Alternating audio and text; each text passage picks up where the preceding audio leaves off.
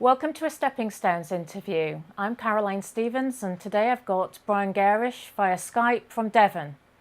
Now, today's interview is all about Melanie Shaw. It's a much needed update. Melanie Shaw is a political prisoner presently living in Cheshire. Now, last year I did organise the start of a campaign to get presents and birthday cards to Melanie for the October birthday. What's been happening since, Brian? Over to you. Yes, hello, Caroline. Thanks very much. A lot has been happening, and in fact, this evening is a particularly important time because of an update I was given earlier this afternoon.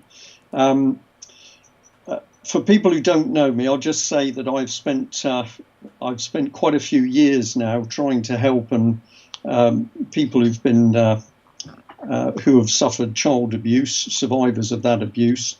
And in particular, the UK column has worked extremely hard trying to expose what's actually going on in the country. So we've dealt with a number of cases over the years, and each time we've published a case, we get more information coming to us, we get people approaching us. And back in 2014, I can't remember exactly when it was. I'm going to guess and say I think it was about July time, but I had a call from a lady called Melanie Shaw. She said, Brian, if you really want to know what's going on with the children, I'll come and tell you. She travelled down from Nottingham to see me in Plymouth, and I spent 2 hours chatting to her over a cup of tea. It was just incredible. It was unbelievably harrowing as this lady talked about what had happened to her while she was in Beechwood Children's Home in Nottingham. She talked about her own abuse. She talked about abuse of the young teenage girls that were there. But she also talked about what was happening to much younger little boys who were being abused in a separate block. I've had pretty harrowing information given to me before, but there was something about this lady that was special. Her memory was outstanding. She could remember the types of cars that staff had, the colour and their registration plate numbers. So this was a lady almost with a photographic memory. And alongside the abuse, she also strongly maintained that children had been murdered on that site. Brian, can I interrupt a minute? How old was she when she was living in the children's home? She went in there as a young teenager. I'm afraid I can't remember exactly. Okay. And I'm going to say to you, I've had so much information in this case that I need to actually sit down and work through everything myself to get a good chronology. So I'll say to your listeners, people who are following us tonight, don't mistake me being a little bit vague on some information, that information is not there or not correct. It's simply that I'm having trouble recalling it all. But she went in essentially as a very young teenager, but her story is that she'd originally been abused by her birth parents. I'm going to say that she later told me that probably her first memory was being raped on the kitchen table by her father. She was then taken into care within the Nottingham Children's Services care system. She was also abused there, and then later she was passed on to Beechwood, where abuse continued. But of course she was older in Beechwood, and this is what makes her testimony from that location so important. I'll just give a bit more and then I'll let you come back in if you want to. But we agreed to stay in contact. She said she'd come and see me again and give me a lot more information. And I was mainly keeping in contact with her by texting her, which I did every day, sometimes 2 or 3 times, sometimes only once. But at a particular point, I didn't get any reply. 24 hours later, I was very concerned. So I really started to put the feelers out for where Melanie was. And I then discovered that she'd been arrested by Nottingham police. And from that point on, it's an amazing story because Melanie was convicted of various charges. She was brutalised in prison. She spent in one prison over 18 months in solitary confinement. And I can tell you, as a result of the update I got this afternoon, that Melanie should have been released on the 2nd of June this year, so a couple of weeks ago. But we now understand that a couple of weeks before that release date, she was suddenly told that new charges have been brought against her, serious charges, for offences that had taken place in prison. And she's now facing another court hearing. And possibly that will be as all the others, i.e. the public will not be able to get into those hearings. There will not be a jury. But the charge, I do know what she's accused of. What I feel I can only say tonight that it's so serious that were she to be convicted, she would be back in for at least another 2 years, possibly 4 or 5 years. Brian, can I interrupt? We've got Carol Weston on. She says, I've confronted Nottingham police on Twitter, who put out a statement saying Melanie was found guilty of arson with intent to endanger life. So I asked, why no jury? Why the video link?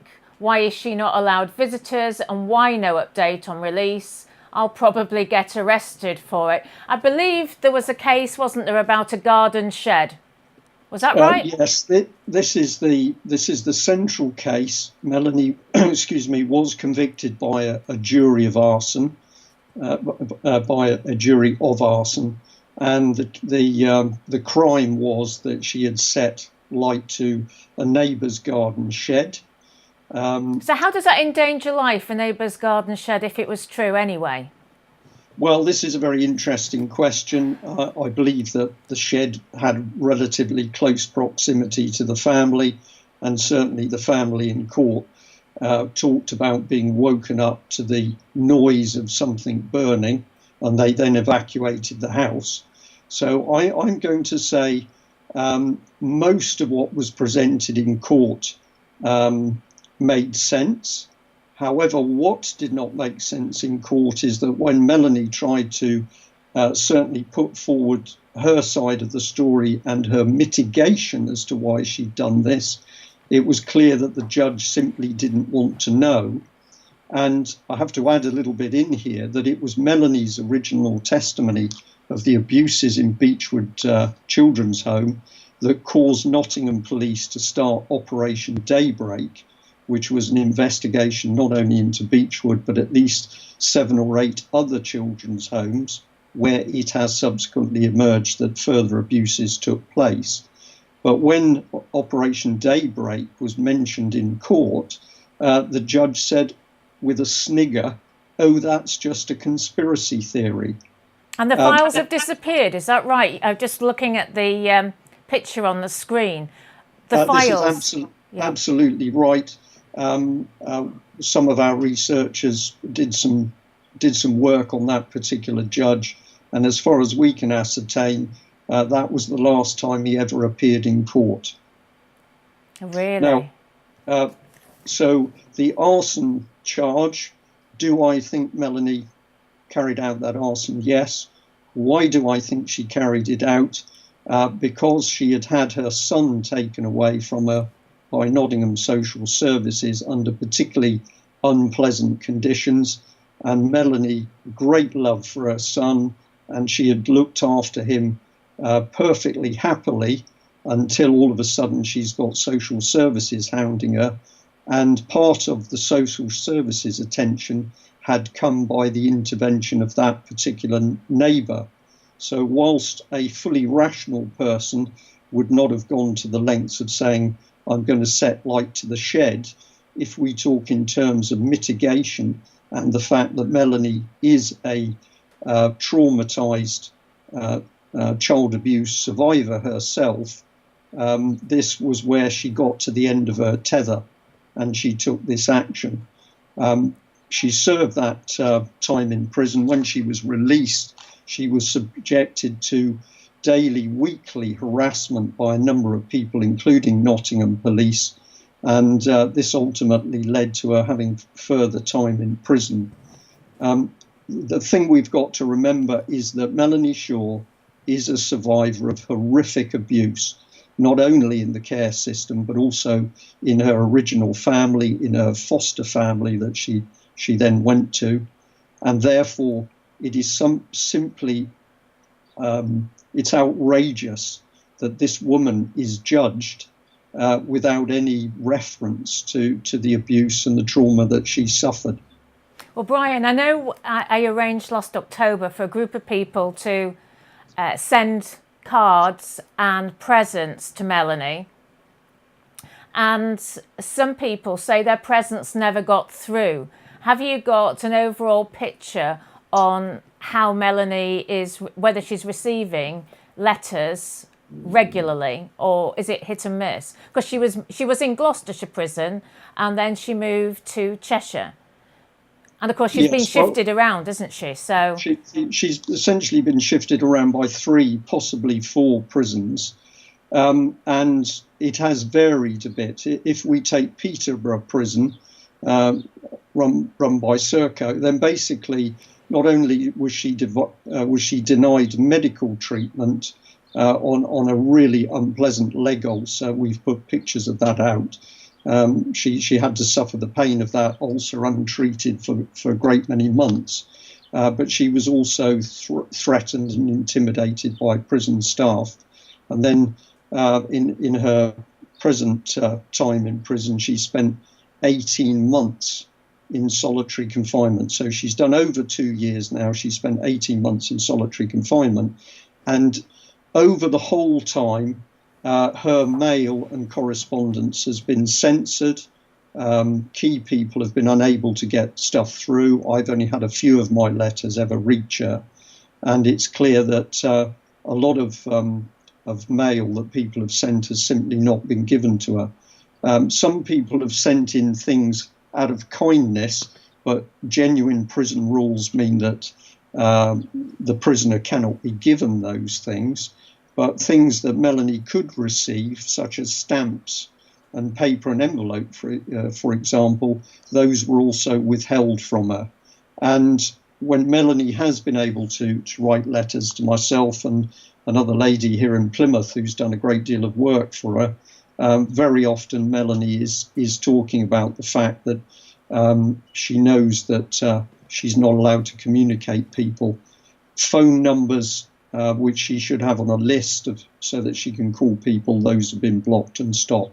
This lady has been subjected to a brutal treatment inside the United Kingdom's prison system. She's been kept in solitary confinement for over 18 months, which under UN description is torture.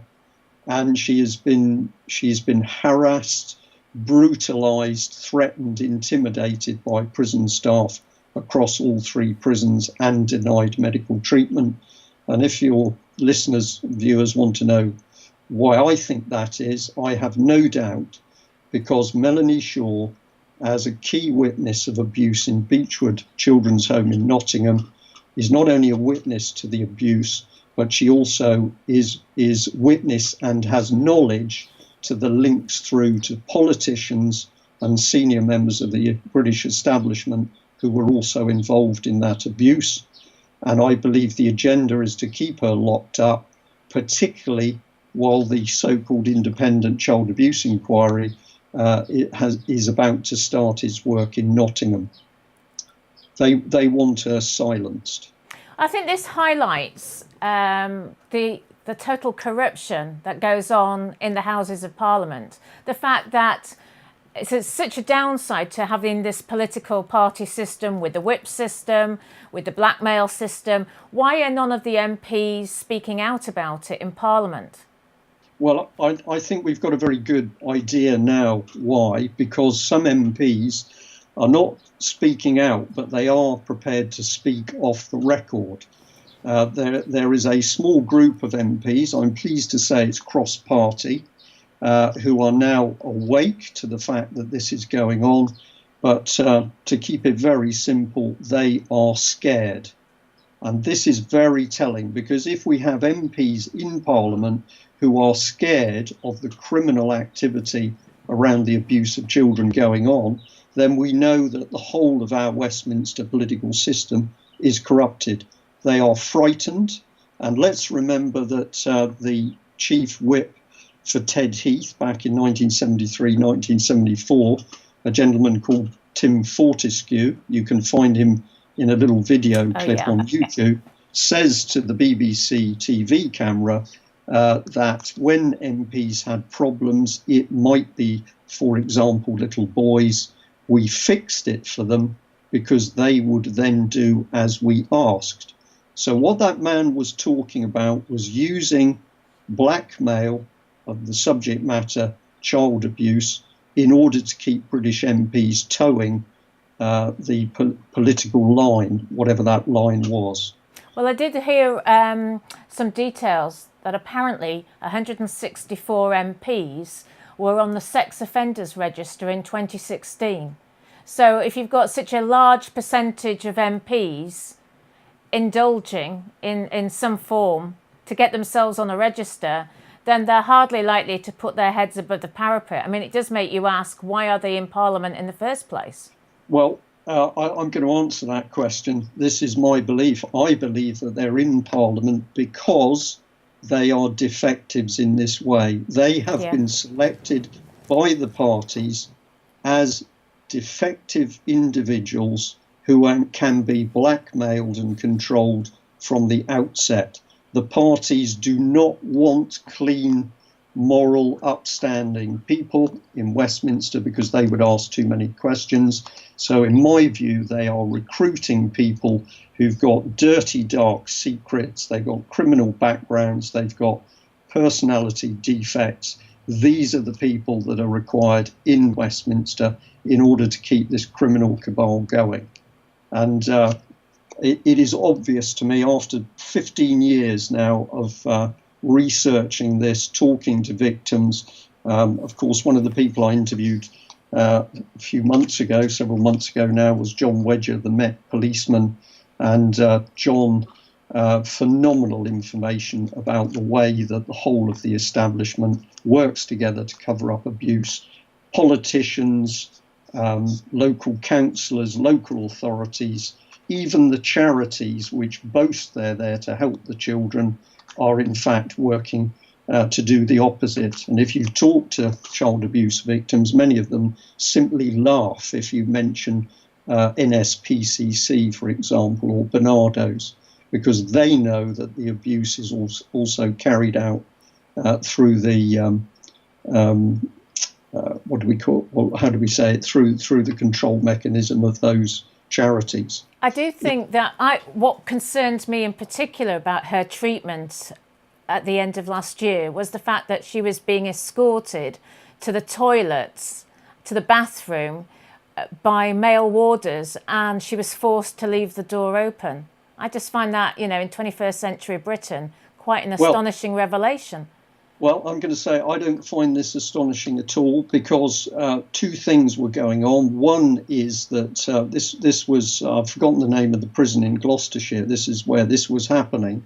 They had been told when they took Melanie that Melanie was some sort of immensely dangerous person. And this, of course, is untrue. Melanie, while she was on bail at one point, spent time living with a lady in Plymouth. I was also seeing Melanie at that time, and nobody had any problems like that. But what has been created in the prison system is the myth that Melanie Shaw is some immensely dangerous person that required 5 people in that prison to actually take her to the bathroom. And the point of having the men there and the doors open is this is designed to break her down psychologically. This is psychological abuse of a phenomenal scale. Imagine if we had a BBC journalist who was imprisoned in Iran at the moment. We have one, but let's imagine we have another one. And that woman was reporting that male Iranian guards were watching her sitting on the toilet. What would we be hearing in Parliament? And yet the reality is that this is happening in British prisons under the jurisdiction of Theresa May, Theresa May, of course, now Prime Minister, but she was what's the word, in charge of the Home Office. Yes, your Home Secretary, wasn't she? Home Secretary, that was when she allowed us to go back into the European arrest warrant as well. Well, this is true, but of course the onus for Melanie going into prison falls on Theresa May's shoulders as Home Secretary. Yes, so she got rewarded by becoming Prime Minister by the Tory grandees. Right. So you get rewarded for bad behaviour in the UK. Absolutely. It was one under edge. The Gloucestershire prison was one under edge because we were going to actually organise a photo shoot outside the prison, but we didn't know how much trouble that would cause for Melanie. And that's the problem, isn't it? When you want to help people like Melanie, I mean, she's quite unique as a political prisoner in the UK because, I mean, her video link broke down, didn't it? So she wasn't able to give her side of the story, I seem to recall. Well, this is a very important fact that although, as I've recounted, Melanie did for the arson charge appear in court in front of a jury, and I was there in court, not the whole time, but I was there for quite a few days out of the total. But after that, what's happened is that Melanie has simply appeared in a court in a video link. And often when she has started to put her own defence forward, miraculously that video link fails. The other thing that's happened is that very early on, the judge appointed a legal team to Melanie. And even when Melanie dismissed that legal team in court in order to conduct her own defence, and be under no illusions, when Melanie has the freedom to speak for herself, she's highly intelligent, she's very eloquent, she's very measured, she's very professional. And that makes her dangerous in court. So even when she sacked the legal team and wanted to defend herself and take on experienced lay legal advisor help, the judge simply blocks Melanie from choosing who she wants to come in to help her in her defence. So we've got secret courts, we've got the public banned from courts dealing with this isn't a family court hearing. This is to do with criminal abuse of children, but the public is blocked and the press are blocked from attending these hearings. And Melanie doesn't even appear in person. She has to rely on some ropey Skype link, which is cut if she is too good at putting her own defence forward. So Brian, we've now got a situation where we've got past the date of her release. Are they, in your opinion, trying to section her to prevent her release? Or is it too difficult to say? No, I believe that this is what they're trying to do. Currently, she's on remand, so she has not been released from prison. The reason we understand that she hasn't been released is because they've now put her on remand, so they can hold her in prison for the next trial. But I understand that there's now talk that actually Melanie would be better off in some sort of psychiatric institution. So if you follow it through, what these cruel, well, the word is wicked, I think, these wicked criminal people have done in Britain's judicial system and the Home Office members, Theresa May, is they have brutalised this immensely vulnerable child abuse survivor in Britain's prisons. When they have got her to the point where she's now beginning to lose it in her own mental stability, then they say, what you need is to be put into a psychiatric unit. And of course, the next thing we can expect is that she'll be compulsorily medicated. And I've got to say to you, Caroline, what makes me very angry indeed about the treatment of Melanie Shaw is that back in the 1970s, 1980s, when I was a serving naval officer, I was part of a British military system where the people serving believed that one of the things they were doing was defending Britain against countries that did this sort of thing. We in Britain were upholding freedom and proper law Whereas if we looked at what was happening in East Germany, in the communist sector, if we were looking at what was happening in Korea and other third world dictatorships, they were the ones abusing and torturing people in Britain. Now we can see clearly it's happening in Britain. Exactly. And we have Theresa May standing on a world platform, or David Cameron, or that odious man Blair standing on a world platform telling other nations how to behave, while we know the reality is we are governed by a criminal elite in Westminster who are fully involved in child abuse, and they are certainly fully involved in the covering up of that abuse to protect their own interests. Melanie Shaw knows too much, because Beechwood is linked to the abuse in London, and Beechwood is also, in my opinion now, but I believe very strongly Beechwood was also linked through to other high-level abusers, and this is too close to the power base in Westminster. So Melanie Shaw has to be silenced. So basically, Brian, what is going to happen now? What would you recommend for the next step in the campaign? Because we've already had e-petitions out there and nothing's happened. Well, I'm going to be very direct here. And what I would like to see is that the other weekend we had however many tens of thousands of people on the street for Tommy Robinson. And as I always say, we need people to be demonstrating on the streets peacefully, because that is so important. Yeah. I would like to see thousands of people on the streets for Melanie Shaw, because Melanie Shaw takes everything to the heart of going on. Tommy Robinson has been bruised and battered by the state for what he does, but Melanie Shaw is a highly vulnerable victim of what the British state does, and her treatment, which has gone on now for years, well, it's gone on from the day she was born, just says what's really happening. What I would like to see, tens, hundreds of thousands of people on the streets to make the world aware of the fact that we have this lady as just one of many, but we're focusing on her as a political prisoner in order to protect the paedophiles who are operating Westminster. And I'd better add the next bit to it. I sense at the moment there is huge passion in this country about what has been happening with the Asian abuse gangs. Have those gangs been abusing? Absolutely. Have they been doing it on a big scale? Absolutely.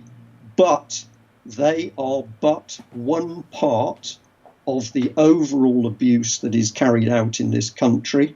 And the scale of the abuse in this country could only happen with the full connivance and support of our political establishment. They should know better, shouldn't they? I mean, that's the thing. This is the indigenous population, often very affluent people in positions of authority, telling other people how they're supposed to live their lives. That's the crucial thing. They should know better. They should know better, but as we've already said, we believe many of these people are seriously defective people. We know they lie. They're prepared to lie in order to go to war, as Tony Blair did. And they're prepared to lie about what's happening in Syria. They are liars and cheats and fraudsters. They are lying about everything, including drugs. We could start talking about the movement of drugs from Afghanistan. But if we come to this key issue of children, it is vast. I did a little calculation, which I'm going to stand by, but we're told at the moment there are some 68,000 children in what is loosely called care. To get into care, those children would have had to have gone through at least one court case. The average cost of a so-called family court hearing is £250,000. So if you multiply £250,000 by 68,500, the number of children, you come up with a figure of about 19 billion. So the basic value of the child trafficking and abuse system in UK is a minimum of 19 billion. That's before follow-on court hearings. That's before people are paid £550 a week per child, or even £2,000 a week for children with immense special needs. And that is even before you start looking at the money that can be made off the children from their sexual exploitation, or the fact that we know that the state is facilitating the use of body parts from children. Brian, were you aware that we as a nation pay a percentage of our gross domestic product, which now includes prostitution, to the European Union? Were you aware of that?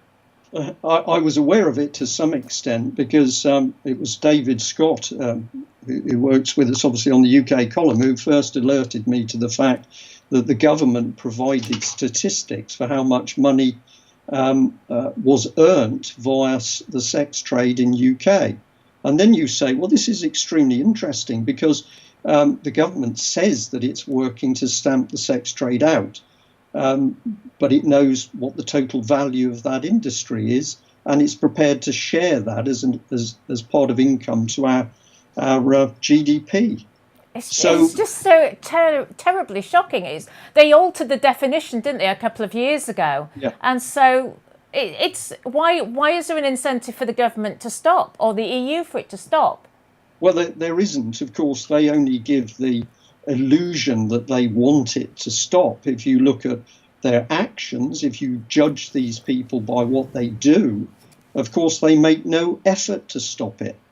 No. And why do they make no effort? Because the regime that's in power is not new. This is a regime that's clearly been operating through this country for a very long time. Yeah. It makes its money from fraud, corruption, wars, drug trafficking, people trafficking, child prostitution. Nothing has changed.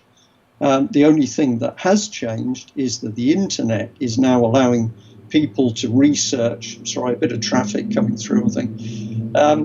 Allowing people to research, see the links between cases.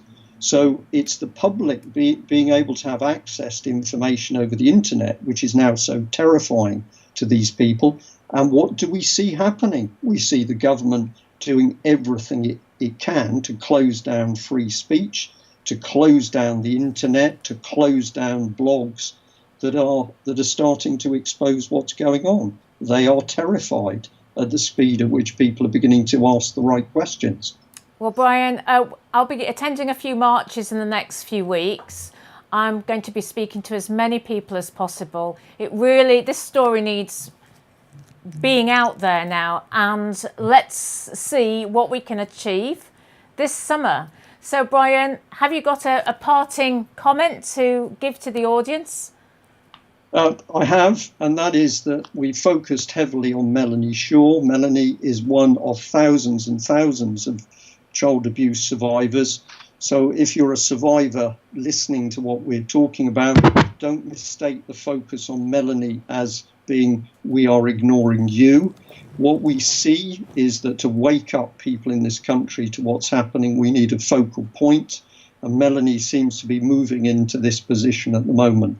The other thing is, north of the border, we've got a very interesting initiative called Fresh Start, which has been started by David Scott and a number of other brave people.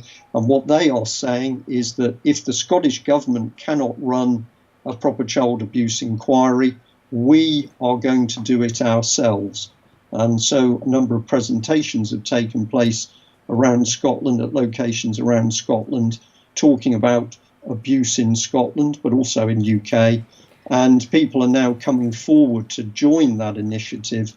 And ultimately, what is going to be run are common law courts, where information is going to be brought into those courts. And the legal system, law, is a key part of this, because many of these abuse cases and family cases, if they were heard in front of a jury, would have a completely different outcome to these secret star chambers. So my message is we need to focus on somebody at the moment to get this fully exposed publicly. Melanie's there, but we do remember all of the child abuse survivors out there. Well, I'd just like to say, Carol Weston's put a comment saying we included Melanie in the Tommy protest. There's one on the 23rd of June. Carol, I have already asked about the 23rd of June, but apparently they're focusing on other matters. I did try to get to speak about Melanie Shaw, but I believe the request has been turned down. So the jury's out on that as well. So we'll see what happens this Saturday. Anyway, thank you so much, Brian, for giving us the update. And no doubt we'll have you back on the show for the next chapter of this saga. Okay, Brian, thank you so much. Good night, everybody. Good night, Brian. Good night. Thank you very much. Thanks.